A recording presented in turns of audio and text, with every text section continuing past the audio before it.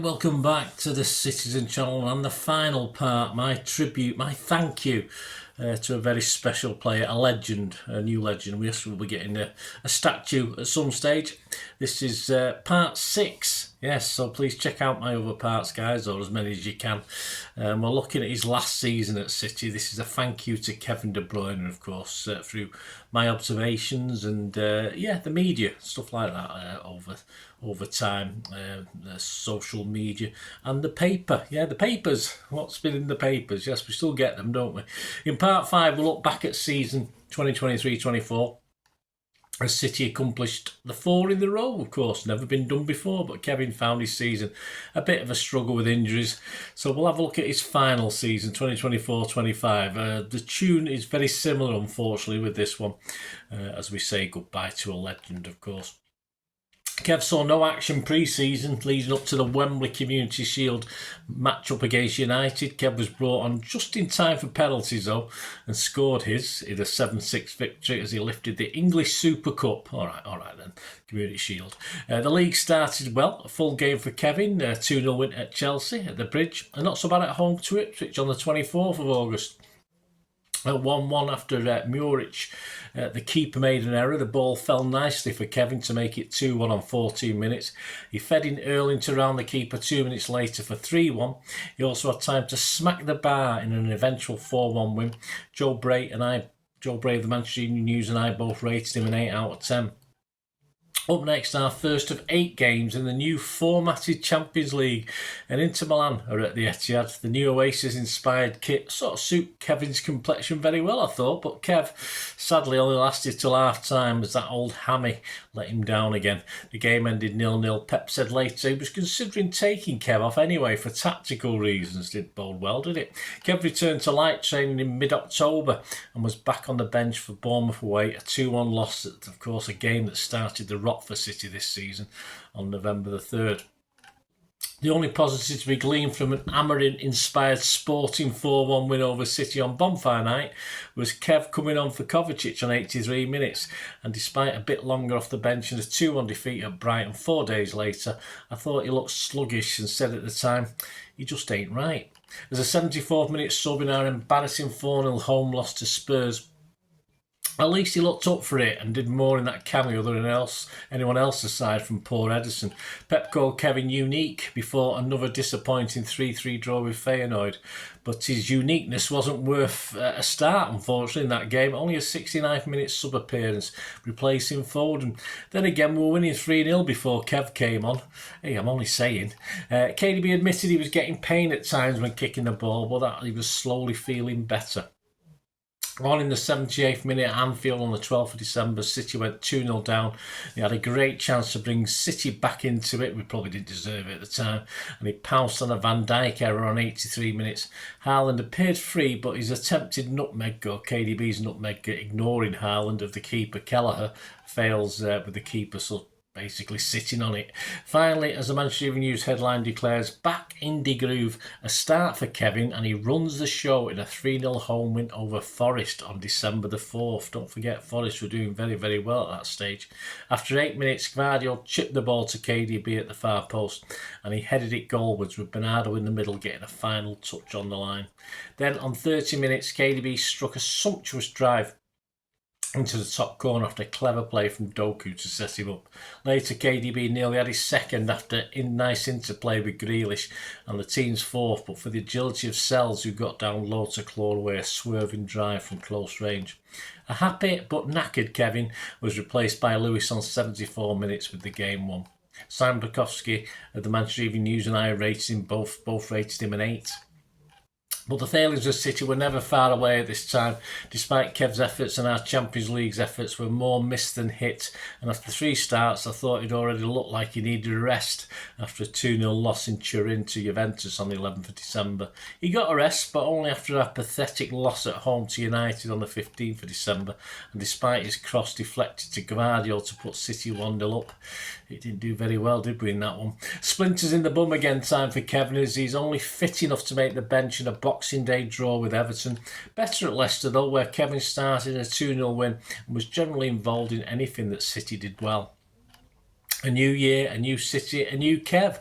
Well, it started well as Kev made his 400th appearance and at least got an assist to his name in a 4-1 win at the Etihad against the Hammers on the 4th of January. It came in the 58th minute and was for City's fourth goal.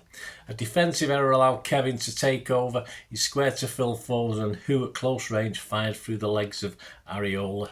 KDB has now laid on 166 goals for his teammates across all competitions, including 116 in the Premier League. After the game, he said on his fitness, "I'm trying to get back to my level. I feel every week I'm getting better. Fitness-wise, I'm getting better. I can run around for 90 minutes. It's been an uncomfortable few months with the injury, but I'm getting better and better." I think he's getting better and performing better. So that's it. There you go. He's better. At Brentford on the 14th of January, it was on in 67 minutes. De Bruyne pulled out to the right and whacked a trademark curling cross towards the near post. Foden ran between two defenders, adjusted his body superbly to side foot a volley across Flecken and in off the far post. That game though just ended 2-2. City warmed up for the disappointing trip to PSG with a 6-0 rout of Ipswich at their place. 2 assists for Kevin that day. On 27 minutes, Doku released Kev and the Belgian finds Foden, who guides it to the bottom corner whilst on the spin. Good close control by Foden before hitting it home. And on 42 minutes, KDB wins it on the halfway line and moves it on to Doku, who plays it quickly back to Kevin, who has now scampered into the box and crosses to Foden, whose little well-placed shot trundles over the line off the beaten keeper for 3-0. In that game, I scored him an 8 out of 10 and commented, "Better for Kev, but seems to have forgotten his shooting boots these days." Yes, they weren't sort of working this season. A must-win Champions League game against Bruges on the 29th of January, and despite Kev dropping a 5 out of 10 performance from me and Simon Bukowski, City get a vital win 3-1. Kevin looked a little bit leggy to me, I said. He came on far too late to do anything about a 5-1 stuffing at the Emirates on the 2nd of February, but on another trip to London 6 days later, he was back on the score sheet in a 2-1 FA Cup win at Leyton Orient. He came on after 72 minutes, and on 79 minutes, Grealish on the left spotted Kevin's run and flipped the ball in behind. It looked like it was bouncing away from Kev until he stretched to flip the ball around Keeley and into the net for the winner. Kev had little impact as City bowed out of the Champions League, losing home and away, of course, to Real Madrid. Warming the bench for the must-win at Madrid, he was subbed early on in a dire 2-0 home loss to the champions-elect Liverpool as well. He though was finding his better form and more opportunity in the FA Cup, and on the 1st of March had a big say in the 3-1 fifth-round win at home over Plymouth. In first half injury time, Kevin De Bruyne curls a 25-yard free kick towards the near post and Nico O'Reilly sends a header goalwards. Connor Hazard gets a good hand to the ball but is powerless to keep it out. And to finish the game on 90 minutes, Haaland cuts in from the right in a one-on-one with keeper Hazard. He fails to beat the Argyle keeper but the ball breaks back to him. He then spots and squares for Kevin De Bruyne, who sweeps home from close in. I did notice he at least seemed to enjoy himself, which hadn't always been the case this season. But it was back on the bench for the visit to Nottingham on as a substitute could do nothing to prevent a 1-0 loss in his 23-touch cameo. As City strolled to another cup final, it was his ball to Nico O'Reilly, whose cross headed home by Erling brought City level at Bournemouth on the 30th of March. We win 2-1 and are off to Wembley yet again. 2 key passes from KDB and 1 big chance created as his good FA Cup form continued. Then the announcement we dreaded but sort of expected on the 4th of April 2025. He announced that he would leave Manchester City upon the expiration of his contract at the end of the 24-25 season. He wrote a letter entitled "Dear Manchester" and signed it Kevin 17. It said, "Dear Manchester, seeing this, you probably realise where this is heading, so I'll get straight to it and let you all know that these will be my final months as a Manchester City player. Nothing about this is easy to write, but as football players, we all know this day eventually comes. That day is here and you deserve to hear it from me first. Football led me to all of you and to this city. Chasing my dream, not knowing this period would change my life. This city, this club, these people gave me everything. I had no choice but to give everything back. And guess what? We won everything. Whether we like it or not, it's time to say goodbye. Surrey, Rome, Mason, Michelle and I are beyond grateful for what this place has meant to our family.